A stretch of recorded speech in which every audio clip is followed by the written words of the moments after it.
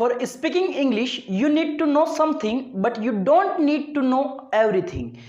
अंग्रेजी बोलने के लिए आपको कुछ चीज़ों की ज़रूरत है, कुछ चीज़ें सीखने की आपको ज़रूरत है, लेकिन आपको सभी चीज़ें सीखने की ज़रूरत नहीं है। अंग्रेजी बोलने के लिए आप सोचते हैं कि मुझे सारी चीज़ें आनी चाहिए, लेकिन गाइज ऐसा नहीं है। आपको सारी चीज़ें नहीं आती हैं, फिर भी आप अंग्रेजी बोलना स्टार्ट कर सकते हैं।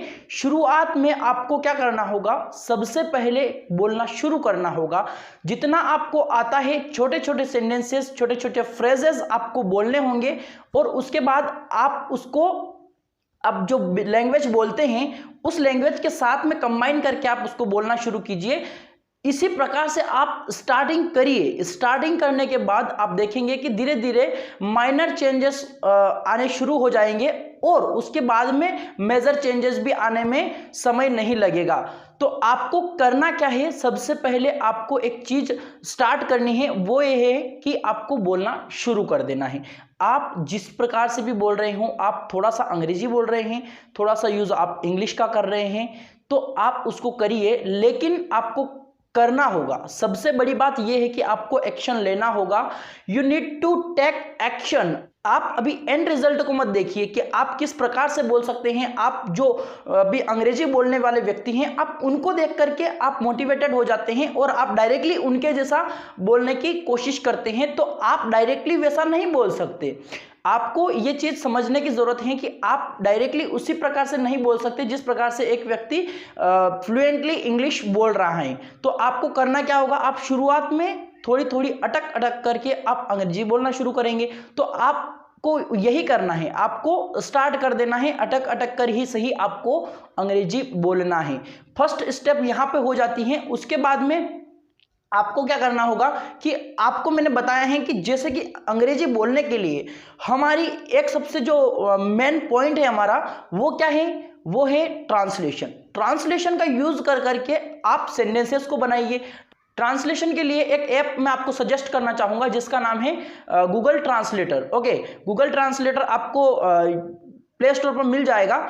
मैं आपको उसको बता देता हूं कि आप किस प्रकार से उसको इंस्टॉल कर सकते हैं। प्ले स्टोर पर सबसे पहले आपको क्लिक करना होगा, और उसके बाद में आपको टाइप करना होगा गूगल ट्रांसलेटर, और गूगल ट्रांसलेटर पर क्लिक करने के बाद आपके सामने कुछ इस तरह का इंटरफेस खुलेगा, और आपको ये गूगल ट्रांसलेटर का जो ये लोगो दिख रहा है, इस प्रकार का लोगो आपको दिख जाएगा, और उसको आपको इंस्टॉल करना होगा। और जस्ट आप क्या कर सकते हैं, इसमें छोटे से छोटे सेंटेंसेस और छोटे से छोटे वर्ड भी आप ट्रांसलेट कर सकते हैं। बड़े से बड़े पैराग्राफ जो रहता है वो भी आप इसमें ट्रांसलेट कर सकते हैं। इसमें आपको बहुत सी अच्छी सुविधाएं मिलती हैं जिसके जरिए आप इसका लाभ उठा सकते हैं। तो आप कुछ इस प्रकार से इसका यूज कर सकते हैं।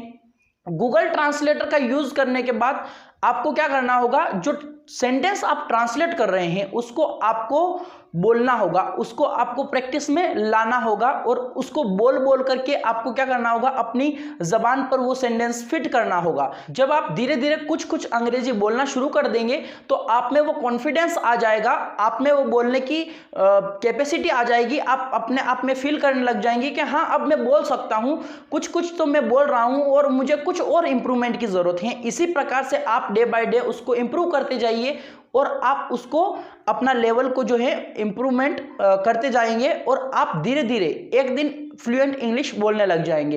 एकदम से कभी भी कुछ भी नहीं होता है। आपको जैसा कि पता है कि बूंद बूंद से ही घड़ा बढ़ता है, उसी प्रकार से आप भी ये लैंग्वेज सीख सकते हैं। जब एक बच्चा होता है वो भी इसी प्रकार से डे बाय डे वो धीरे धीरे लैंग्वेज को बोलना शुरू करता है। पहले वो सुनता है, LSRW जो फॉर्मूला हम अधिकतर सुनते हैं, LSRW, इस फॉर्मूले में दो जो सिस्टम है, जैसे कि जो लिसनिंग वाला कॉन्सेप्ट है, लिसनिंग, ओके, लिसनिंग और रीडिंग, इसमें आप पाएंगे, देखेंगे कि हम कुछ सुन रहे हैं तो हमारे दिमाग में कुछ डेटा जा रहा है, हम कुछ पढ़ रहे हैं तो उसके द्वारा भी हम कुछ अपने अंदर, अपने माइंड में कुछ डेटा ले रहे हैं। लेकिन बात आती है जब स्पीकिंग की, जब स्पीकिंग की बात आती है तो यहाँ पर हम कुछ डेटा अपने अंदर से प्रोड्यूस कर रहे हैं, कुछ हमारे दिमाग से बाहर जा रहा है। हमारे दिमाग में इसके अंदर तो एंट्रेंस है, और इस प्रकार से हम बाहर उसको निकालते हैं स्पीकिंग के जरिए। और राइटिंग के जरिए भी हम उसको बाहर निकालने का ही कार्य करते हैं। यानी कि हम बोल करके और लिख करके हम अपने दिमाग से डेटा बाहर निकालते हैं और लिसनिंग और रीडिंग के द्वारा हमारे दिमाग को कुछ इंस्ट्रक्शन, कुछ डेटा हम देते हैं। तो आप यदि आप अभी लिसनिंग कर रहे हैं, आप अभी रीडिंग कर रहे हैं, तो बस ये यहीं पर एंड कर दीजिए और आप स्टार्ट कीजिए स्पीकिंग और राइटिंग का।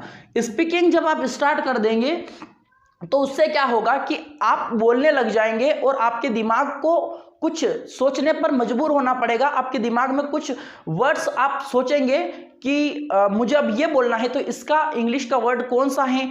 इस प्रकार से आप प्रोसेस शुरू कीजिए। दिन भर जब आप अंग्रेजी सीख रहे हैं, आप जब सीखने के मूड में हैं या फिर सीखने के मूड में आप नहीं हैं, फिर भी आपके दिमाग में वही चलता रहना चाहिए कि आप इस शब्द को अंग्रेजी में क्या कहेंगे, इसको आप अंग्रेजी में क्या कहेंगे।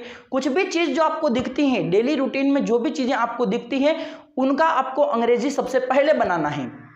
आप जब इतना करना शुरू कर देंगे और आपके दिमाग को ये इंस्ट्रक्शन जाना शुरू हो जाएगा कि मुझे इसका अंग्रेजी पता होना चाहिए, मुझे इसका अंग्रेजी भी पता होना चाहिए, इसको अंग्रेजी में क्या कहते हैं, इसको अंग्रेजी में क्या कहते हैं। जब आप इस प्रकार से करेंगे तो आपको क्या होगा, उस शब्द का अंग्रेजी याद हो जाएगा।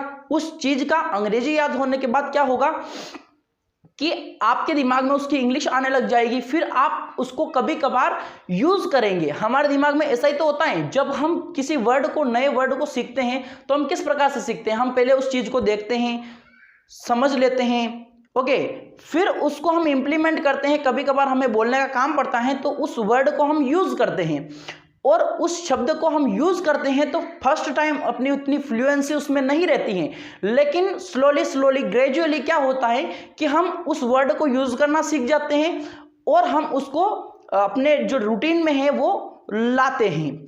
तो इसी प्रकार से हमने शुरुआत में जो हम कुछ अंग्रेजी बोलते हैं, वेलकम, थैंक यू, सॉरी, जो हम बोलते हैं, इस प्रकार के वर्ड्स शुरू में हम सीख जाते हैं। ओके, ये तो हमें सोचना भी नहीं होता है कि हमें यहाँ पर बोलना क्या है।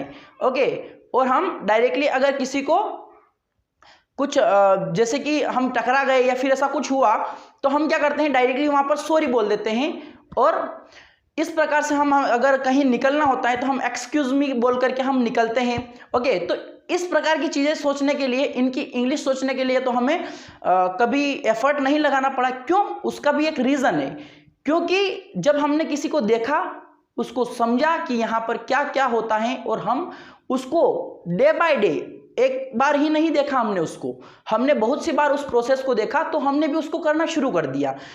इसी प्रकार से हम किसी चीज को सीख सकते हैं और उम्मीद करता हूं आपके जीवन में ये वीडियो कुछ वैल्यू ऐड कर पाया होगा। यदि आपने इस चैनल को सब्सक्राइब नहीं किया है तो आप नीचे लाल कलर वाला सब्सक्राइब का बटन आपको जो दिख रहा है उस पर प्रेस कर दीजिए, जिससे क्या होगा कि जब भी मैं वीडियोस अपलोड करूंगा तो वो वीडियोस जो हैं वो तुरंत आप तक पहुंच जाएंगे।